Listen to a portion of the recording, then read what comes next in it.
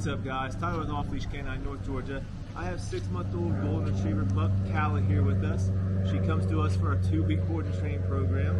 Some of her complaints are jumping on people and kind of that overall socialization. She barks a lot at strangers. She hasn't been out in public very much. She kind of needs to get out and experience the world.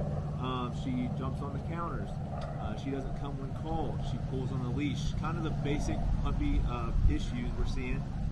Stay tuned for updates, and we'll see you guys here in 2 weeks. See what Calla already knows. See if she knows anything. Calla, sit. Good girl. Look at you. Good sit. Good girl. Inchworming towards me. Good sit. Can you down? Down. Down. Not quite there. Let's see. Can you place? Come on. Come here. Place. Good girl. Place. Almost halfway there. Good girl.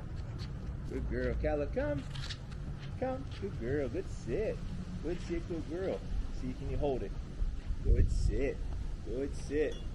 Good sit. She can come. All right, guys. Stay tuned for your updates. We'll see y'all here in 2 weeks.